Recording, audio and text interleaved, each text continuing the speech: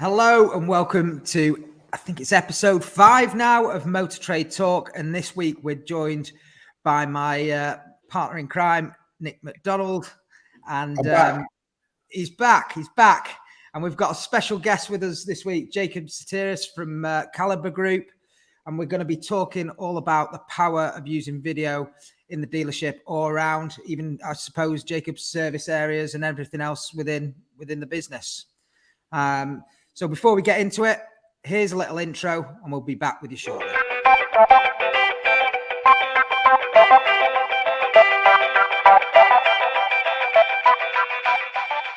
We've got Jacob with us today on Motor Trade Talk, and it's all about video. How are you doing, Jacob? Doing really well, thank you. How are you both? I'm good. How about you, Nick?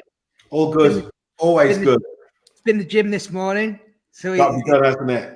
Some photos came out, got republished from some video work we did last year, actually, that my business partner John posted up. And I saw him and I was like, oh my God, I was huge. So I'm glad I've been in the gym and got to stick to it. Yeah, definitely. It's great when you look back, actually, videos and stuff keeps you in check, doesn't it, sometimes? Actually, this is completely off on a tangent, but I do think sometimes it's that image thing why people don't do videos, whether it's about them or their background or whatever else. So before we get into anything we'd actually discussed, what do you think about that, Jacob? How can you overcome that?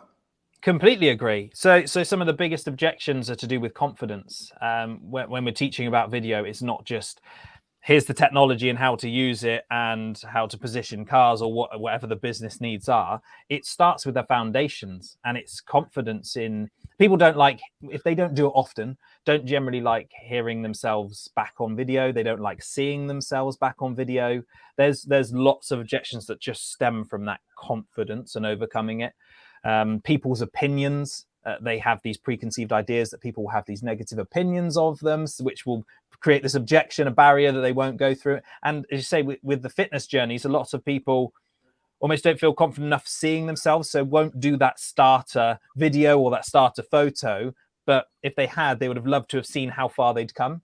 It's completely the same with video, and it's the biggest objection in the world. It's that confidence level. It's a lot from what I witness in our workplace. It's always about the perception of what people are, they're worried about how they're going to be perceived by friends or others. And I think, what would you say? Would it just make videos and crack on with it, and sooner rather than later, it doesn't bother them? There's two things with opinions of others, and I think it's really important to cover, especially with videos in the dealership, where we've done things for such a long period of time, and then this new technology comes in, albeit it's not new now, we've had the technologies for a while, but people really engaging with it and finding it as an effective tool is still fairly new. The opinions of others, though, there's two ways to overcome this. The first one's really morbid, so I don't want to bring down the tone, but people have this. I'm going to do it though, so you try and stop me. We'll get you on, to be honest. It's not that kind of place. But ultimately, everybody's going to die, and it sounds really terrible. But the idea is, people stop themselves from pushing outside their comfort zones, doing something that they feel like people might ridicule, which in reality they won't, because they're worried of other people. But those other people are going to die one day. So are you, and you're going to limit your achievements because of something from someone that ultimately isn't going to matter at the end of the day. And that's a really good point. And that bit there where you just said limited achievements, how much do you think it is limiting people who aren't willing to do that bit behind or get in front of a camera as such and do a video, etc.? Because I think it's quite a large amount when it comes down to, customers already feel like they know you and stuff like that. What do you think? Well, you've hit the nail on the head with that one. Customers feel like they know you. I think it's just realizing where the world is going or has gone, really. Video is the most consumed content type on the planet, which means customers engage better and consume video at scale now. Not even from a car perspective. You think you usually go home and watch TV, Netflix, YouTube reviews to see a car or whatever else it is before you buy it. Everything we do, social media feeds, it's video. Just scroll. Yeah. So to not utilize it in an effective way in today's age, when it is the way that people build brands, they build businesses, they can influence people's decisions, it's very limiting, because to put yourself out there now, it's not like putting an ad at the front, having your business name as AAA Motors being at the front of the Yellow Pages. Yes, I still remember Yellow Pages. Just I stood on a few. So you could appear, or a newspaper ad where you would try and get at the front and pay the most so you could be seen. It's who can stand out best online, because that's where you're going to influence people. So from a dealership perspective, a sales executive perspective, this is a way that you can influence customers.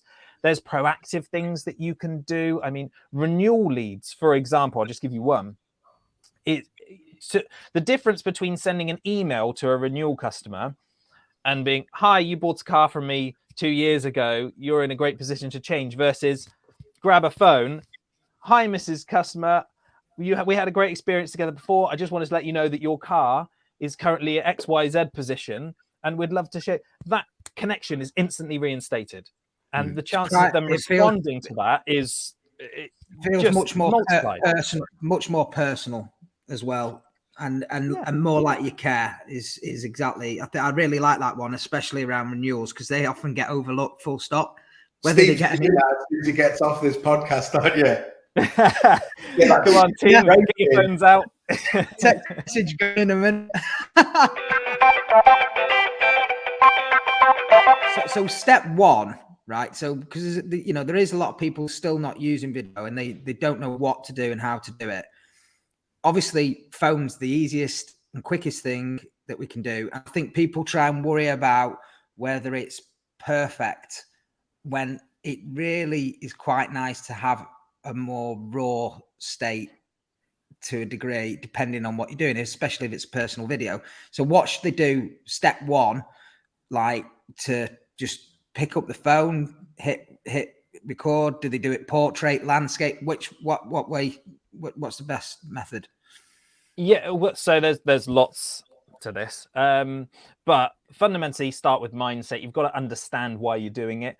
You've got to appreciate the importance of it, and understand that it is something that will benefit you. Because if you go into, there's something called the sure enough principle. Have you heard of the sure enough principle? Nope. It's when you go into a situation with a preconceived idea of how that situation is going to end up. Sure enough, it ends up like that. You go into a bad situation thinking this is never going to work. It generally won't work. So you have to go into a situation going, right, I'm making this video because I know this will be a benefit to the customer and they're going to come out of this having had an amazing experience and I'm going to get a lead from it. You go in with that attitude, the chances are you're going to be radiant, smiling, great tone of voice on the video, and the customers will sense that. The whole in-person interaction, which is the best interaction. I advocate video, but in-person will always win. But what we can do with video is still create that connection. So looking at the lens, for example, gives you eye-to-eye contact, the things that we're doing in person. So once you've got that kind of mindset of this is going to be something positive, landscape your phone. I've got a prop here. Look at this. So if you're watching the podcast, landscape. Most people nowadays have taken selfies. So just start with that. If you're not feeling confident, sit in a car.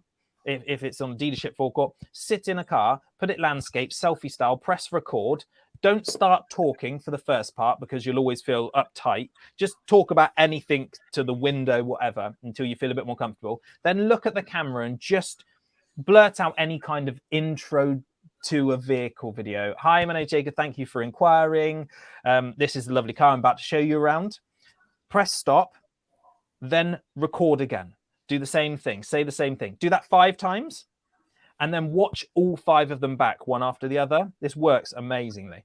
The first one, you'll be watching it cringing and go, oh, this is horrible. I sound horrendous. And then you'll keep going through it. And by the 5th one, just like, this is normal. This feels absolutely fine. I've got used to how I sound. I've got used to how I look. And then if you're going to make a customer video after, that takes a couple of minutes. Then when you go into the actual shot for whatever the situation is, you're feeling more confident. You're going to come across better on the video and customers will engage with that better. That's what I would do just to overcome any kind of the initial objections of trying it and getting involved with it. A lot of what you've said, Jacob, has been about these personal videos so far, and it's, towards customers. I think when I think back to, say, the start of lockdown and everyone was talking about selling cars remotely, I spoke to dealers who were already doing video content about the car, so, showing off the car itself. And I think a lot of people have followed that. It does seem that trend is now going towards the connection with the customer rather than the car. Is that like where people are winning now?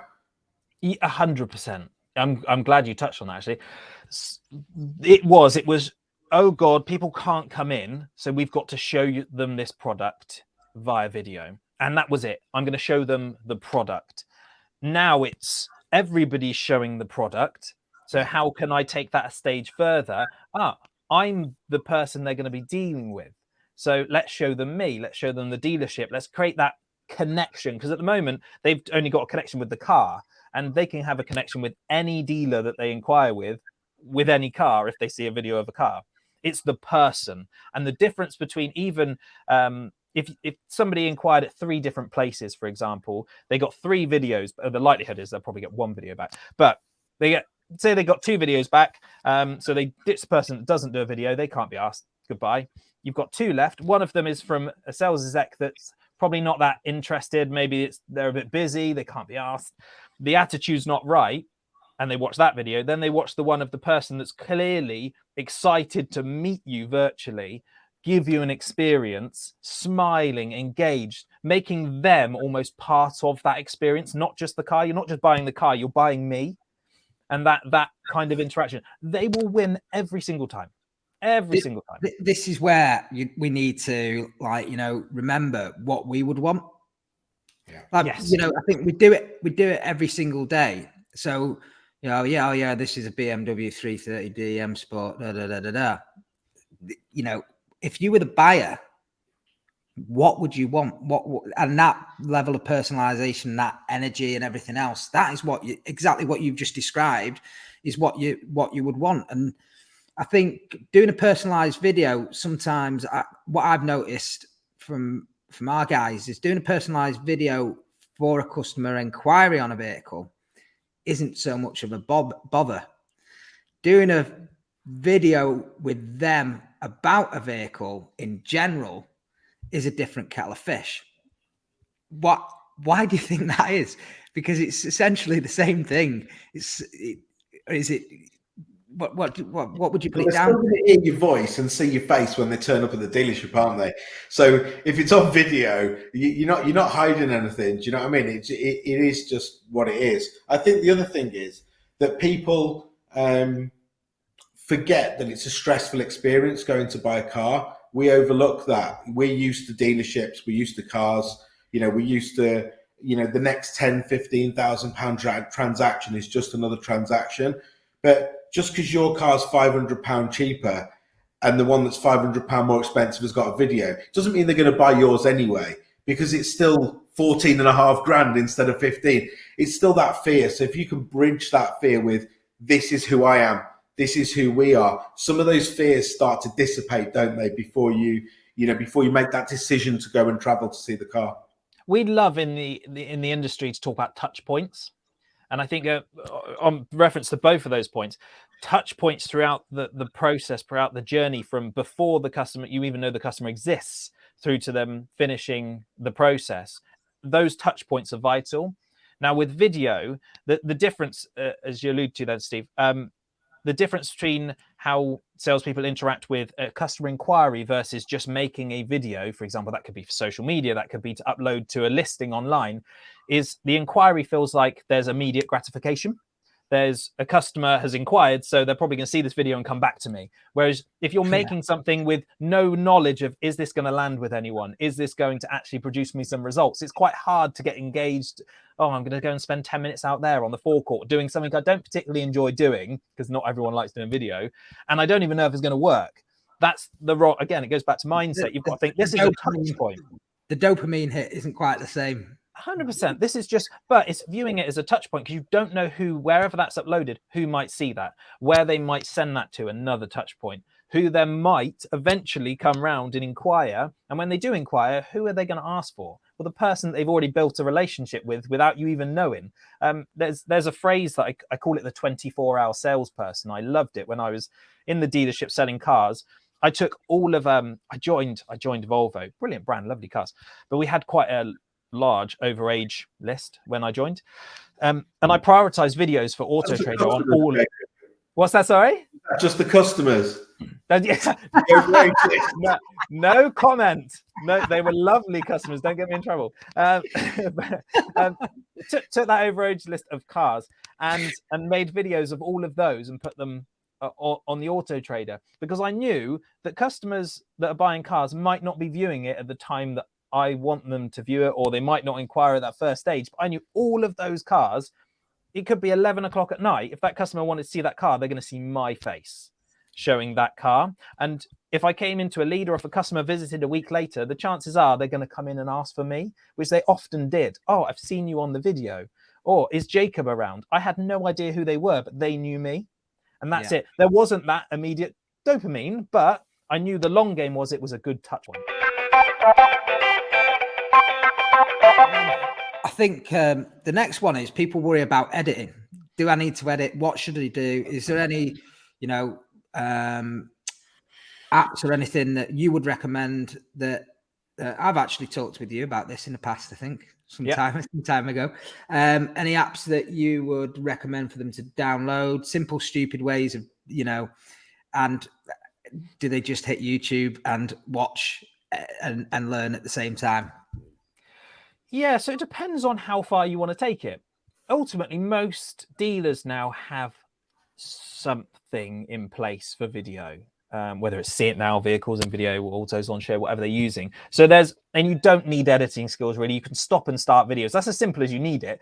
Stop and start videos to create it into sections, I would suggest. You have an intro, then an introduction to the car, a bit of a walk around of certain points, that kind of thing. You're stalking in the car. That's just a stop and start. If you want to take it a little bit further, and this is what we had discussed ages ago, and I still stand by it, there's a free app called InShot. And it's on both Android and Apple, and it is the most simple to use video editing I've used it for, goodness, must be 6+ years now. Never needed to change. And you just would record a video with your camera roll as if you were recording anything in life. And once you're finished, just put that video into InShot and you can cut it. And if there's bits where you're waffling, or bits that just there was too long of a pause, you just press a snip tool and it just cuts it out, and it's that simple. There's millions of videos on YouTube on how to do it though. Super simple, but ultimately, you don't need to edit. It just depends on how far you want to take it, really. Yeah, I think people look at some videos and think, oh my word, how have they done that? But like you say, a little bit of clip it back, cut it down a bit, and all of a sudden everything blends. It looks like you've done, to some people, a masterpiece. But it is really quite simple. I think that is a point that really does put some people off. They think, how do I put it together? And it really isn't as difficult as it looks. Like you say, just break it down into sections, put it into InShot if you want to use InShot. You don't have to, but it helps. And it's really not as hard as it looks from the outset to get a decent video in front of the people that you need to get it in front of. I like to work by these 3 C's or 3 E's, and I'll explain what they are.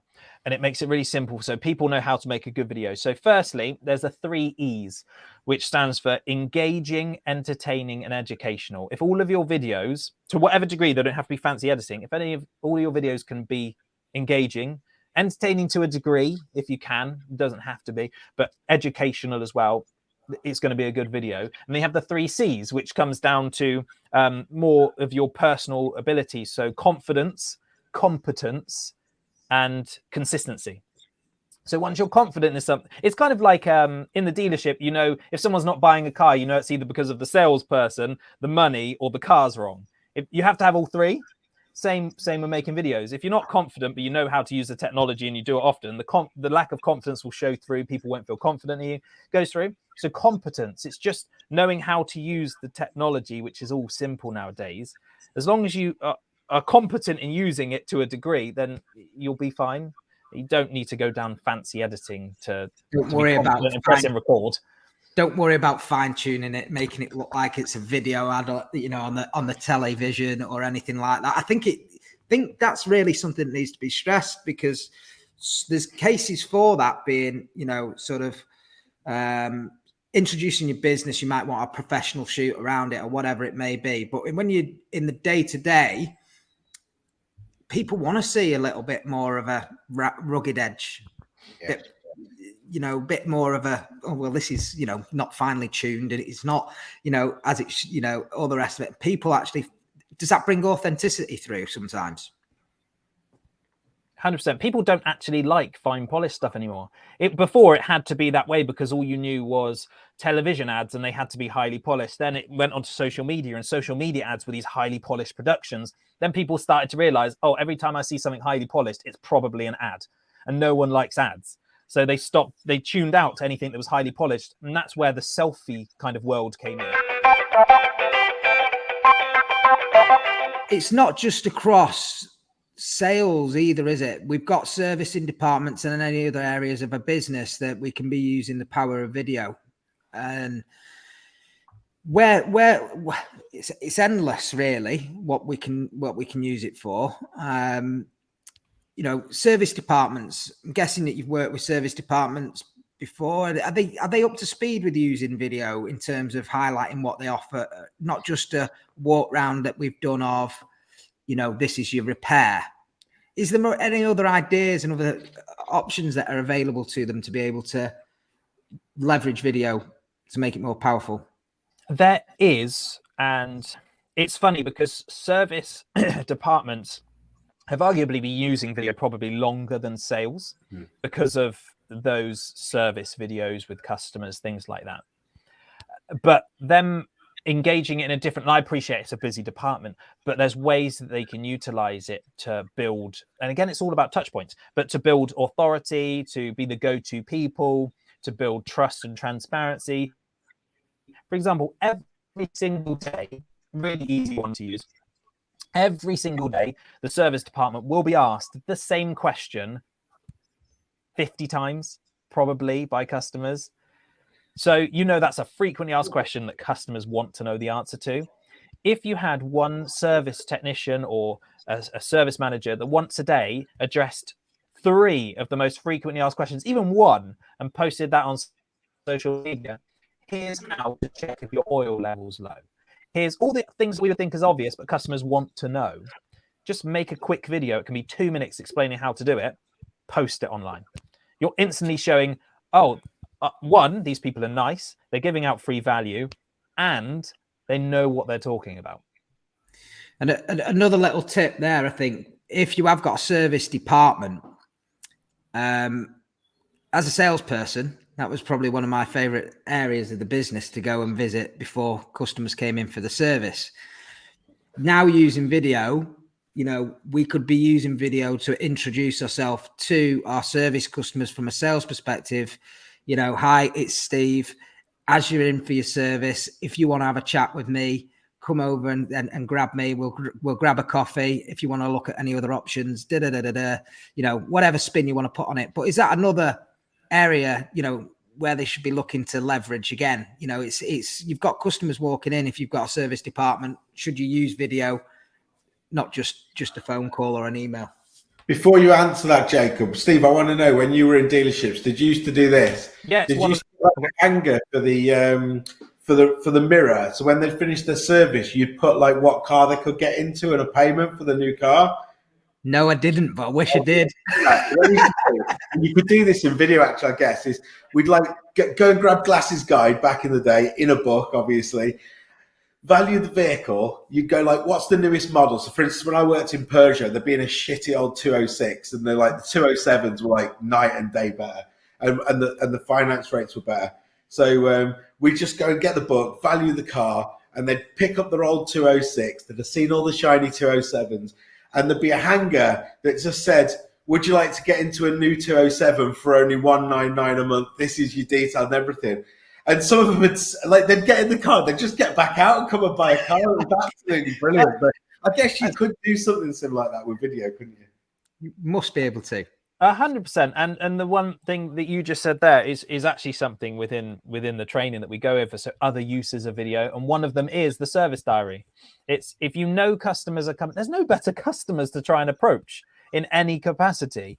If you know customers are coming into the dealership with your product and they already like your product and are already going to be spending money, and you know ahead of time when they're coming, make a quick video. It can be 1 minute, just as you say, hi, Mr. and Mrs. Smith. I'm Jacob, part of the sales team. I can see that you're in blah, blah, blah. I've also done some research and you can see that you've got only 6 months left on your finance.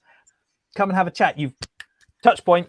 You've created that bond. They're going to walk in. You'd be like, oh, hi, did you get my video? You've got an excuse to talk to them, for one, because you know you've made that connection. Or they might just come to you and say, oh, I go to the receptionist. Oh, Jacob sent me a video about a card like speak. It's an extra avenue that takes a few minutes to do.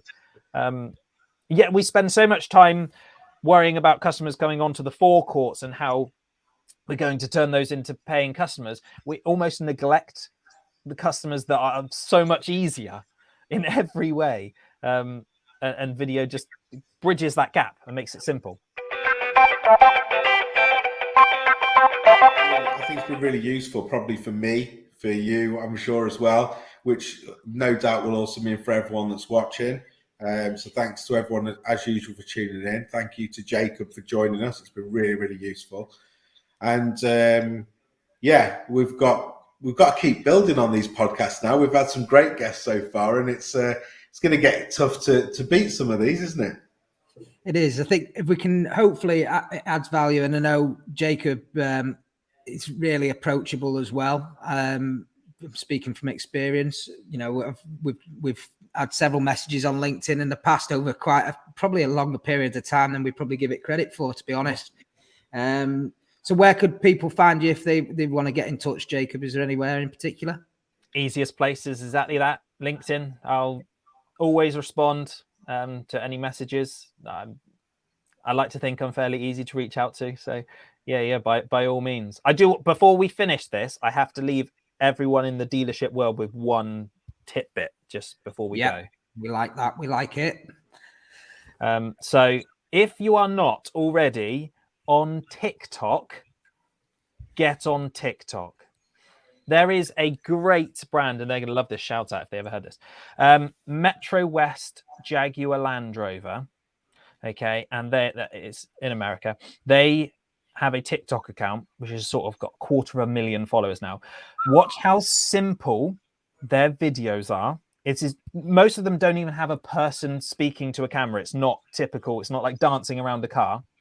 Millions of views. The impact that their TikTok has, and anyone can do it, because you have a product that people want, so people will be searching for it. And there was one video, and it was literally, there was one feature in the car. Walked around this Land Rover, had it on, had a bit of music in the background. He just simply walked around the car, opened the door, pressed a button, and this feature happened. That was the video. 13 seconds, no one on camera, 2.2 million views. Amazing, isn't it? If you're not on TikTok promoting your brand, it's mind-blowing, the reach, especially if you've got a good product. It's crazy. Yeah, and it's free. I got into TikTok probably, it might be a year ago now. And I was the same as everyone's going to be like, it's 14-year-old girls doing stupid dances. I'm not doing that. It's ridiculous. And I think I got sent a couple of like funny videos from TikTok. And all it was is I thought, I'm going to download the app because I'm sick of having to click on the links and all the rest of it. And then that was it, really. And to anyone who's not been on it, it's your algorithm. You know, you might see some 14-year-olds dancing, but mostly you're going to see investment advice, cars, business, you know, what that kind of things that you actually really want to see. I've not found another platform that's so relevant to, you know, what you want to watch. The algorithm's actually really, really good on there. I think the biggest thing with TikTok at the minute is this is early-ish, and the traffic opportunity in comparison to Instagram or Facebook, you can grab some serious views, some serious traffic, and even if you wanted to put some paid for behind it, very minimal amounts will get you a massive, massive reach. TikTok is prime at the minute to reach a large audience for very, very little cost. And what is the platform? It's all video. Yeah. It's all video. There's the power of video right there. It's short videos, not long. The less polished they are, the better. And you just have reach at scale. As Nick perfectly said, the algorithms pick up on what a person looks at most or spends the most time watching or searching, and it will just feed them that content. So if you have if you have a dealership that is, let's say, Volvo or Peugeot, and you're putting out videos of Peugeots, chances are the people that are going to end up seeing those videos are people that have engaged with Peugeot content. It can't be a bigger opportunity for simple free video. Perfect. That's a good way to finish off, boys, I think. Thanks very much, Jacob. So if you are watching on YouTube, a like and a subscribe and a share would really help us and the channel as we're getting it going.